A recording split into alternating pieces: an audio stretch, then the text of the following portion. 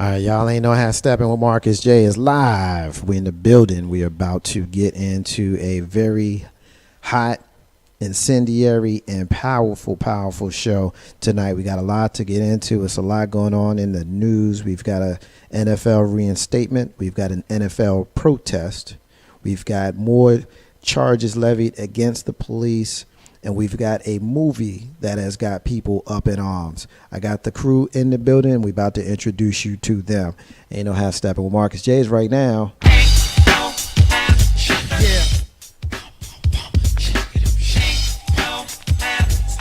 It's about that time. It's about that time to get. Yeah.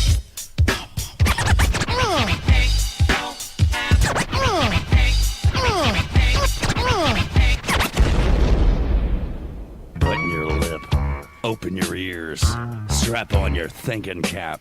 Socially conscious talk that's entertaining with a dash of humor and the top sports stories of the week. It's time for Ain't No Half Steppin' with Marcus J. Sellers has Jordan. Jordan with 2 seconds to go. Puts it up and scores at the buzzer. Michael Jordan has won it for Chicago. Manning lobs it. Burris alone. Touchdown, New York. Down goes Frazier. Down goes Frazier. Down goes Frazier.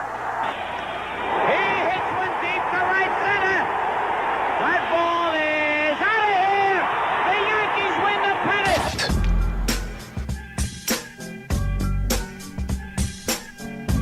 If they lying, then they must be half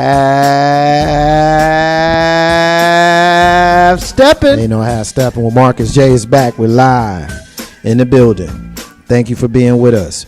Be down with us by phone at 804-402-2893 to be down with the flagship show right here live on Legacy Internet Radio. Thank y'all, everybody that's listening to us on our home website, our brand new and improved website of Legacy Internet Radio. Thank y'all, everybody that's listening to us on TuneIn. Of course, you can't listen from the website, but it gives you the link to check us out on TuneIn. Thank you to all of those folks. Thank you to everybody that's listening to the replays right now on YouTube, and we appreciate it. We got a lot to get into tonight, and we appreciate it. I teased it in the intro there, and so we've got special guests that'll join us. Some folks that you may have heard of or heard from in the past, you'll hear from here tonight.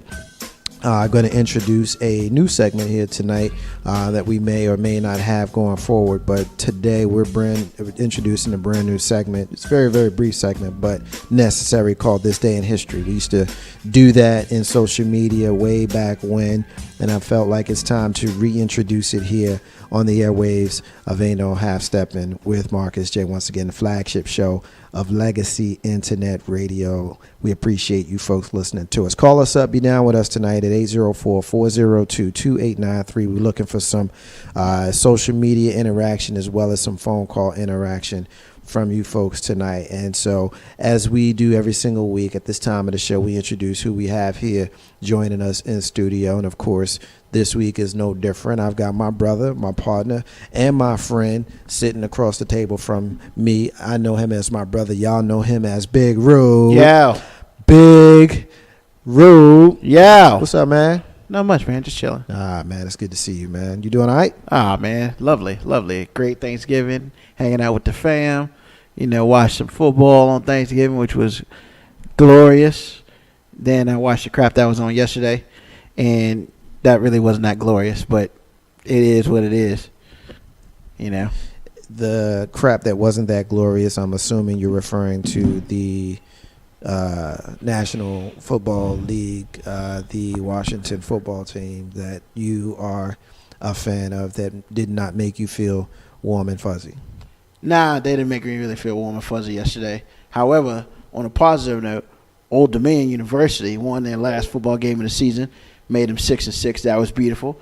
And, of course, the basketball team beat the dog doo-doo out of VCU. Even though the score looked close, they were down by 15 most of the game. So, you know, big shout-out to the Monarchs knocking out Richmond's own VCU Rams, because we don't really like those dudes.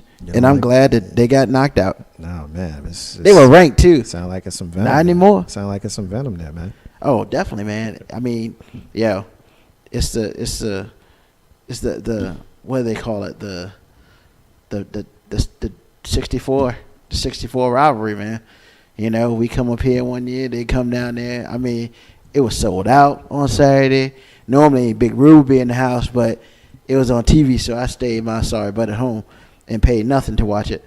So it was still glorious. I mean, victories are always glorious over VCU. We may not win another game this season, but we beat VCU, and that's what's important. That's the worst attitude ever to have. No way, man. It's a miserable attitude to have. Nope, just like if the Redskins beat Dallas the next next time. I knew you were going to go there. I knew you were going to go there. And Our season's a win. That's a miserable attitude to have. I mean, Colt McCoy. That's a loser's attitude. Colt McCoy might get a contract. Are you a loser? Because am I a loser? Are you a Definitely loser? not. Okay, but you're rooting for losers who only get joy out of beating one team, not winning the chip. Actually, not winning the Old championship. Dominion's 5-1. Okay, well, so we're not exactly losers. Okay, well then be happy about that. I'm extremely happy. All right, well don't give me this.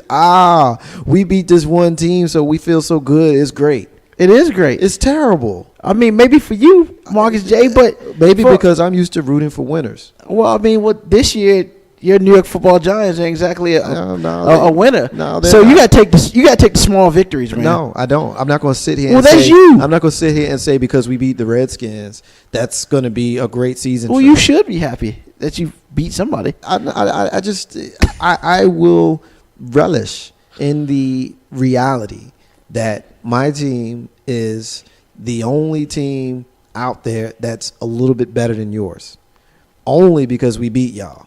We got the same record, which means we suck as much as y'all. But I'm not going to say we beat the Redskins. So but we also didn't lose to Jacksonville. So I mean, what difference does it make at the end of the day when the Cowboys don't make the playoffs? Of course, because they're not. They're not. They'll tell you that they are, and that's fine. They'll tell you they're 8-4. Oh, we're in the playoffs, and they don't know that Detroit and Seattle will both be ahead of them. Didn't I say a couple weeks ago they were in 8-8? Well, I mean, that means they're halfway there. That means they got to lose the next 4, which I don't think that's going to happen. Hey. But the point I'm making is when they don't make the playoffs and they finish the season above 500, their victory for the season is that they finished ahead of you and I. Even though they lost to both of us. No, they didn't lose to us. They swept us. Oh, yeah, because y'all terrible. Yeah, okay. Well, the point is that is a defeatist attitude. I will never, ever, ever be happy about mediocrity, and I think that's the problem with every team in the NFC East except for my team because we realize we stink. We know we stink. We'll admit we stink. The Eagles have never won anything. They don't know any better. You guys are happy if you beat the Cowboys, and the Cowboys haven't done anything since we were teenagers. So, I mean, really. I mean, I agree with you on most of that. I mean, I think we're terrible. You know, I'm just trying to figure out how they gonna spin this that this was RG3's fault. You know, because he didn't play. So I'm trying to figure out how they're gonna spin that because the defense gave 49 points. 49. I don't care who you are, man. Last week they gave up 17 in a loss, but this year with Colt McCoy they give up 49.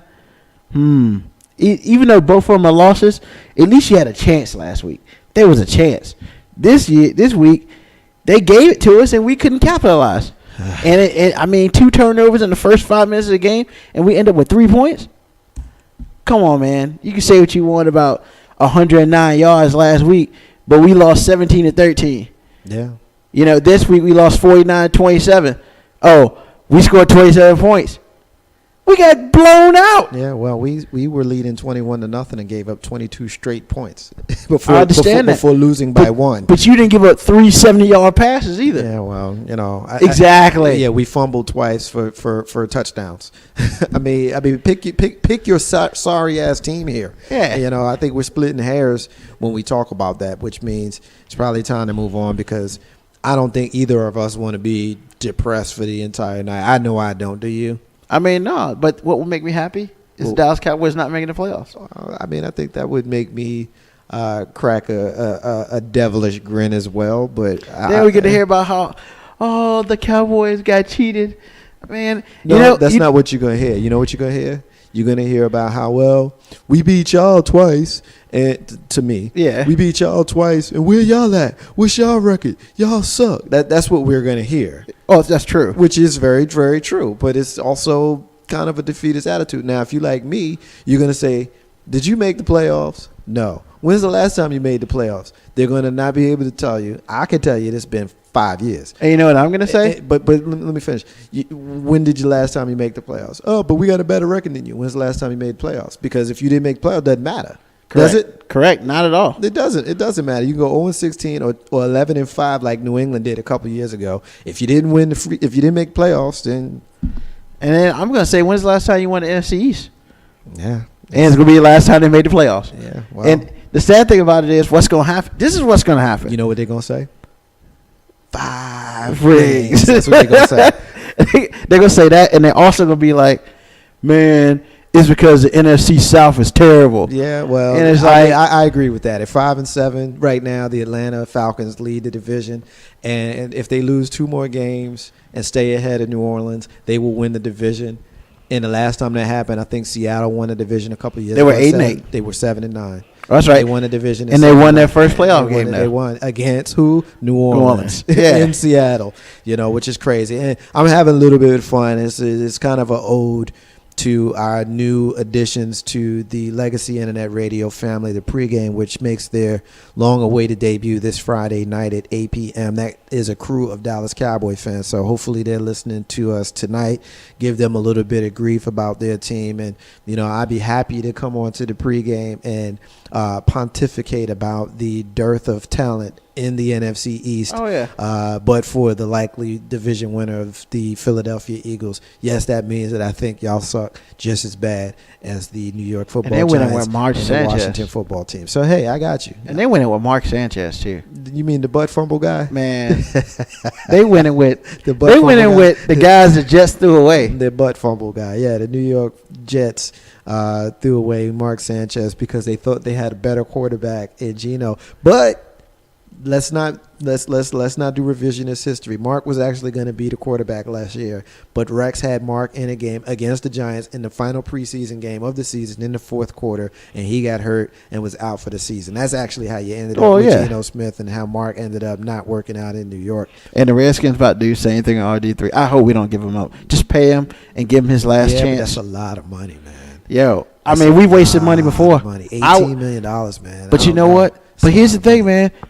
We got other, as we let everybody know on Sunday, we have other issues that we need to fix. Yeah. And if we got to draft another quarterback in the first round, So why not give the ball to Kirk Cousins? Because remember, not you, and I won't hang that on you, but you had a lot of your brethren in Washington Football Team fanship that thought that Kirk Cousins was the way to go, and he's so good. well, yeah. You And know, they all said the same thing about Colt McCoy. Colt McCoy, and, because again, I don't say this in a disrespectful way, even though it will come off as disrespectful. But that's a team that's used to mediocrity. I'm a Knicks fan. I know all. I know all about that. I know all about being used to mediocrity, and anytime that you can be shown any kind of possibility that you may have some success, you will run with it. Just like when the Knicks re-signed Carmelo Anthony this past offseason, we were like, we're great, we're going to go to the playoffs. Yeah, and everybody else laughing. we're at you. 11 games under 500 right now.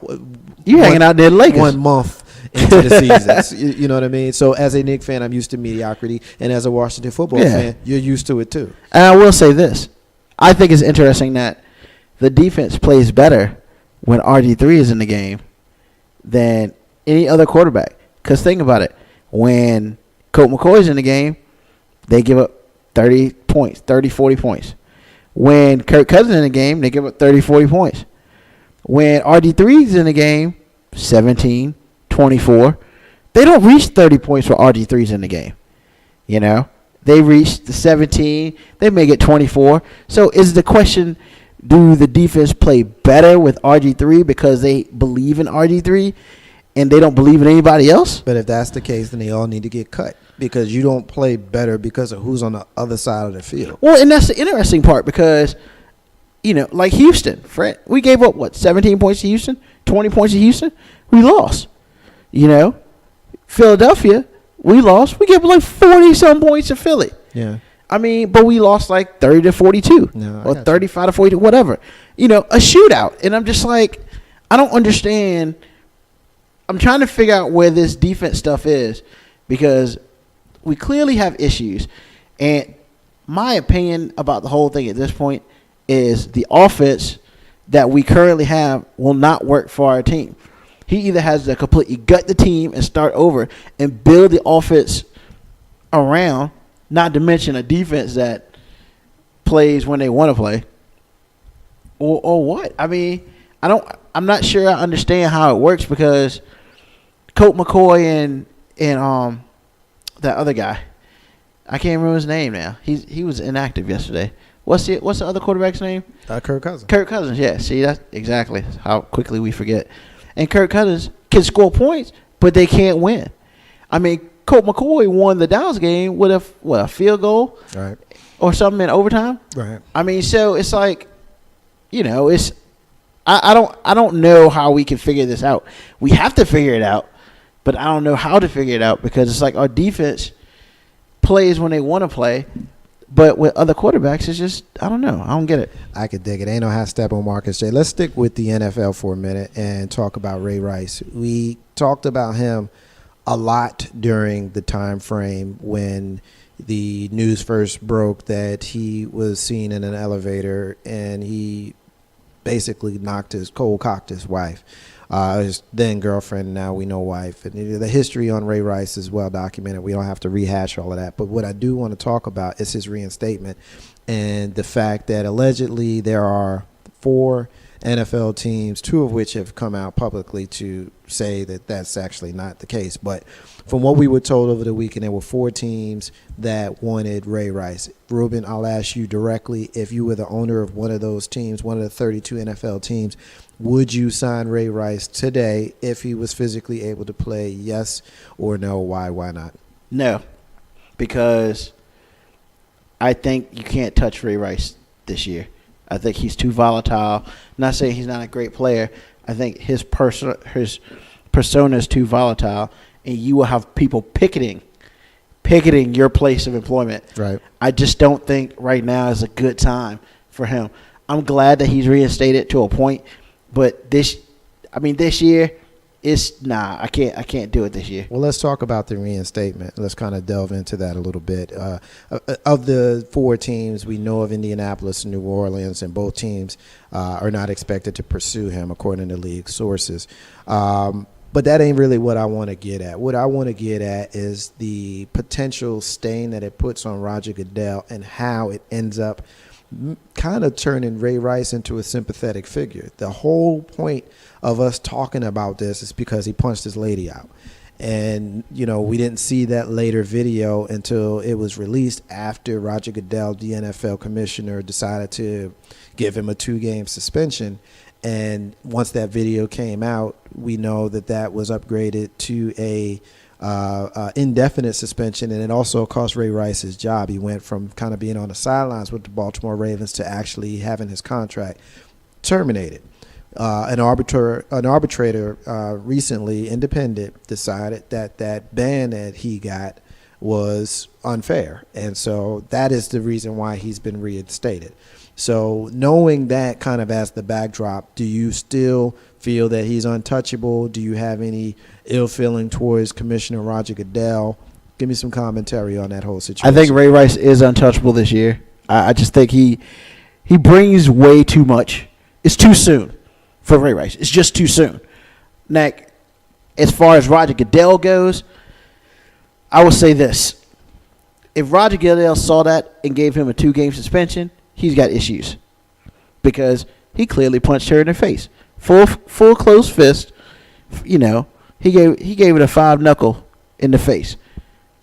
There is no way you give a 2-game suspension by looking at that. Now, my assumption, I'm going to stay to the fact that I don't think he saw it. Even though, we got this tape, I don't think Roger Goodell saw it. Because if he saw it, there's no way he would give a 2-game suspension. Also, other information that came out is that the coach, John Harbaugh, when he heard about the situation, he wanted Ray Rice gone immediately, and the owner wouldn't do it. So you got a couple things going on here. I think that Harbaugh is on the right path. Everybody can sit here and talk about how Roger Goodell is this, Roger Goodell is that. Let's just be honest, man. His position is not a position of popularity. Sometimes you got to make the hard decisions. Sometimes you make the wrong decisions. Now, for the arbitrator to overturn his decision, I could understand if the arbitrator was like, Ray Rice, I believe you said what you said, and I believe that you getting a lifetime ban is wrong. However, I'm going to give you a year ban. Right. I think he needs a year. He needs a year to disappear, to work out, get his home life straight, and all this stuff. As far as Janae goes, I want to have an opinion on her, but I can't. I'm glad you brought her up because that was where I was getting ready to go next. So let's kind of shift to Janae. Well, not really shift to her, but just kind of bring her into the discussion. And the reason why I want to do that is because we know she's on the interview circuit now. She did an interview with Jamel Hill, I believe her name is, of ESPN, and of course Matt Lauer of NBC. It's terrible. I don't care about that. I don't care about. Sorry. I'm not an NBC guy.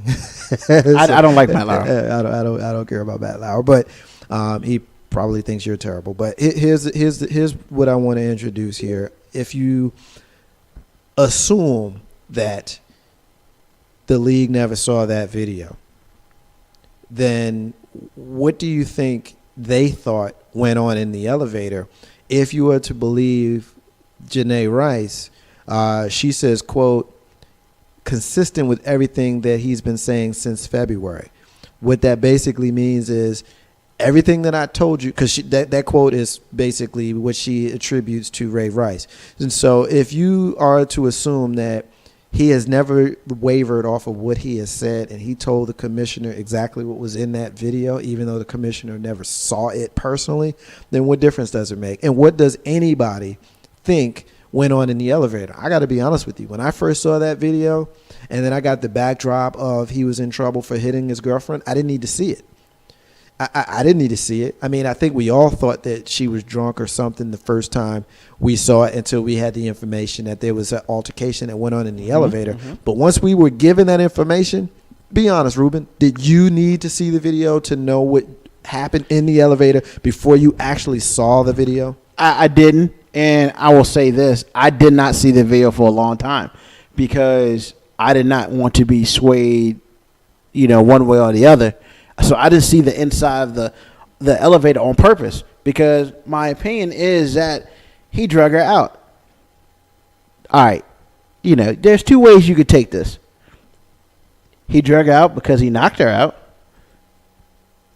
And that's really the only way I see you could take it. Because if she was drunk, you would not drag your fiance out of the elevator like that. First of all, my theory is if he had just picked her over her shoulder, either carried her over the threshold, or even just put her on her shoulder and was like, yo, man, she was done, we would have never even heard about this at all. But clearly he was in a state where all he could think about doing was dragging her out, because for whatever reason he felt like he could not lift her, or he chose that he didn't have the respect enough for her to lift her up. Because to me, I felt the dragging thing was a matter of disrespect, not a matter of I can't carry you, I don't know what I'm doing, that sort of thing. To me, it's like, look, you ain't nothing but such and such, and I get more like you, and I don't give a F about you, and I'm just going to drag you out like the piece of trash you are. That's what it told me, So for me, I felt really... I felt, I don't know if I felt bad, but I felt weird after hearing that she was defending him hitting her. That's just not something that I would ever think that would happen. And then, I guess in history, when some women have defended their man for hitting her, for hitting them, then we're talking long-term abuse. They're scared, that sort of thing. Well, let me jump in here because let's just say I don't like the phrase. I almost use a phrase I don't like anymore. But I'm having some trouble with people that have trouble with Janae because she is 100% a victim here in every single sense of the. She was a victim because she was hit. She's a victim because of the media crush. She is a victim because now all of a sudden she's been thrust into the role of being the face of domestic violence. Let's just assume. Let's just go off of what the woman says. This is her life. This is her situation. He He snapped and hit her one time. Never happened before, never happened since. He's a miserable person for having done it, but at the end of the day, if we're to listen to what she's saying, she's the person involved here. It only happened at one time. And so if we live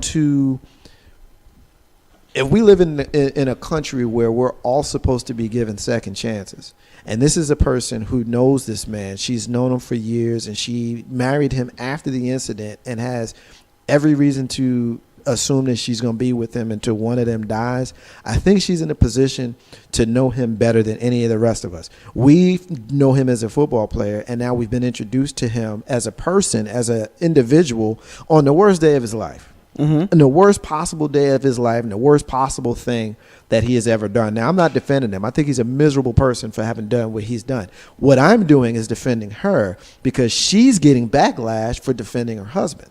You see what I'm saying? You understand what I'm saying? So I don't think that it's fair for people to jump on her. If she has it in her heart to forgive him, then why are we judging her? We can choose not to forgive him. As a man, I have no use for a man that abuses a woman. That's just me personally, because I see you as a punk, and I don't want punks around me. So I have no use for Ray Rice. I don't want him to come to the New York Football Giants. I don't want him to go to the Washington football team. I don't want him to go to the Dallas Cowboys. I don't want him to go into the Philadelphia Eagles. Those are the teams that I watch every single week. I don't want to see Ray Rice. That's just me. And so I agree with you. I didn't comment on this year. I agree with you. I don't want to see him this year. Next year is a different story because everybody deserves a second chance. Correct. And we know that the NFL has had rapists and murderers and all kinds of people in the league. The guy beat his woman one time allegedly. He can play football in the future. My deal is people attacking her because she is a victim in every sense of the word. To that you say what? I think the reason why people – I think at the beginning, no one attacked her. I think the problem is the world that we live in cannot deal with the fact that she is defending him. Now, but isn't that a them problem? I mean, ultimately, she goes home to him. It's her husband. She's the one that he made the mistake against. You know, why do we care as individuals how people are pouncing on us? Well, I think what it is people care for her, especially those who've been involved in such situations before. But to be perfectly honest with you, she doesn't seem like the way she portrays herself, she doesn't portray herself as a victim. Because regardless of anything else, victims are strong people. Victims are, they become strong and they'll persevere, stuff like that. And I think the problem is other victims of domestic violence cannot relate to her because she is not proven to be a victim. She has not portrayed herself as a victim. So it's almost like. But who does she owe that to? I hear you. Well, but I think that's why you have the disconnect. Right, I got you. But who does she owe that to? She doesn't owe anybody anything. These people are pouncing on her, and she's the victim. And this is what we do here. When women get raped, we say, well, she shouldn't have had on a short skirt. You know what I mean? When black kids get shot by cops, they say he shouldn't have been wearing a hoodie. I mean, this is what we do. But I think the situation is different because, I've not been domestically abused, anything like that. But from what I understand, there's a denial period where it's my fault. Some people, some victims are like, it's my fault that this happened to me. And for her, it was different. She was like, it is her fault, but she's like, I shouldn't have done it. I shouldn't have, I shouldn't have pushed him to that place. And it's almost like the way a victim would react to the point of denial. And from what I understand, like I said, I've not been a victim or anything like that. But from what I understand, that's the hardest part, to realize that it is not your fault. It is the other person. And see, I think a lot of people are looking at Janae as like, she's like, it's my fault. And everybody's like, wait a minute. It is never your fault if he strikes you. But she has taken full blame for this. And that's what's, I think, unnerving. I don't know that I people. would say that she's taking full blame. I mean, I again, I'm on record as saying that he's a miserable person for having done what he did. Well, yeah. And there's never, a time where it's okay to strike someone the way he struck her. Yeah. That is physically weaker than you are, whether that be a man against a woman against a small child, just whomever. Yeah. You don't impose yourself physically on someone Correct. just because you can. But that being said, she said out of her own mouth, we were both really drunk, and this is what happened. Now, we as the consumer, because that's what we are, we're consumers of this. We shouldn't be, but we are. We as a consumer can either accept that or we can't. But she's the one. So I get you. I think where you and I are disconnected is people are disconnected from her. Correct. But I agree with that. But I'm saying, why are you judging the victim? This is what she's saying. This is what she's saying has happened. And she also said that if he did this again, it would be a serious problem, which I think he would be a crazy person to ever do something like this again. The eyes of the world are all upon him. So I don't think he'll ever do anything like that again. I think he's sufficiently learned his lesson, but We can hope. we can hope. I mean, because if it was truly an isolated incident, Then it won't happen again. then it won't happen again, and then I guess we'll see, but I think we have to take this woman at her word when she says that this is what their situation was, and she's calling for people to just leave them alone and let them move on. Well, yeah, and I see that. What more is there to say? I mean, no, I completely understand. I just think that for me, I was honestly, I'm not gonna lie to you, I was kind of done with this months ago. But I think the world is giving a backlash because that's not normal. You know what I'm saying? That's not normal for that to happen. For someone to say, hey, he hit me, it's my fault. And normally when that happens on an abuse case, it's really not their fault. Right. Because realistically, I don't care what she says, it's not her fault. It's his fault. He did it. It's not her fault, and she should never, ever take responsibility for that. And I think that's where the problem is. She's taking responsibility for him hitting her, Right. and that should never, ever, ever happen. That I would agree and that's with. why people are just like, yo, I mean, you still need help, because they think she's in the denial part. And technically, whether she is or not, she's coming off as being in denial. No, I can dig that, And I actually agree with that. But my only response is this is her life, and I think we as consumers, and I know when you're in the public eye, you kind of live with that. You kind of have to deal with that. But I think there has to come a time where we have to allow people to just be. Let people just be. Leave them be. I mean, the thing is, Ray Rice did a miserable thing, and he's a miserable person for doing it. I think he deserves forgiveness from us if he's getting it from her. That's what I honestly know. That one. Mm-hmm. Two, he's been punished. He should have went to jail, but he didn't. Wrong state. Yeah, he should have went to jail, but he lost his job. He lost his name. He lost a lot of money. And she's lost a lot too. As a couple, as a family unit, I think that we've seen and done, been there, done that with this Janae Rice story. Yeah. I really, really hope that he just goes away and hides for the next few months, for the rest of this season, and then next season, if he wants to come back and somebody wants to sign him, I hope he comes back at 28 years old and has a great career, and like the rest of the criminals in the NFL. Yeah, and I think the other thing is that, you need to you need to take yourself away And disappear. And he has not done that. He still wants. Look, man, you need to handle your home. You need to go and disappear from the world for 6 months, and then come back. Man, America is a forgiving country. We love second chance stories. We want you to come back and be a beast. But the thing about it is, in order for you to come back and be a beast, you have to step away. Right. And at this point in time, he needs to step away. He hasn't done it. And I think the other part where it looked kind of shady, especially at the beginning when they got married so quickly. Right. That just looks shady. It looks completely shady. I understand they want to get married, stuff like that. They probably just should have waited. But it again, is what it is. But again, it's their life. Huh? It's their lives. It is true. But, I mean, it's one of those things where it looked like, well, hey, baby, let's go ahead and get married. I can't. But isn't this what we do, though? Don't we expect people, not just famous people, just people in general, but famous people in particular, to live their lives the way we would live ours? Like, what difference does it make when they got married, and who cares when they got married?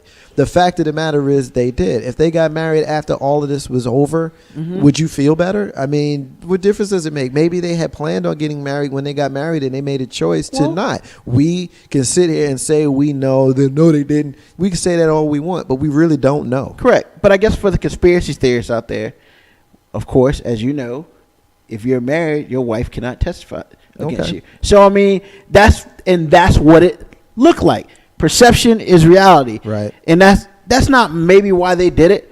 But you know what? If he would have gone to trial, technically, she could have been like, I'm his wife. I don't want to get up there. No. And she would have been fine with that. You know, I just think that I think it's time for it to go away. But in order for that to happen, he needs to come out with a statement. I'm going to step away and take care of my family. Right. And the 2015 NFL season, I will be ready to play. And just leave. And be done.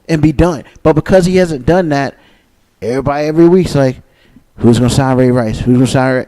Yo, Ray Rice, you need – this is his time. So basically you're saying that he should take himself out of the discussion and make it so that there's nothing left to talk about. He should do that for all of us. Correct. Okay, I can live with that. I think that it's a little arrogant as the consumer to assume that he should do that. However, I do tend to agree that that would be the right thing. Because nobody – there are no rumors. There are no, hey, I heard that his agent's talking to somebody. We've been through enough with you. Give us this. Just go away for a while. Yeah. I can dig that. Ain't no half stepping with Marcus J. Live from the Den, Legacy Internet Radio, flagship show, Legacy Internet Radio, heard every single Monday right here on these airwaves, every single Monday live at 7 p.m. You want to call us and be a part of the discussion, feel free at 804-402-2893. That is, in fact, the number to dial. Continue to hit us up on our Facebook page, Legacy Internet Radio. Ain't no half stepping with Marcus J. Either of those pages. We're on Instagram, Legacy Internet Radio, one word. Many, many different places where you can be a part of the movement that we have here at Legacy Internet Radio, the fastest growing internet radio station in Central Virginia and beyond. We appreciate the love that we're getting.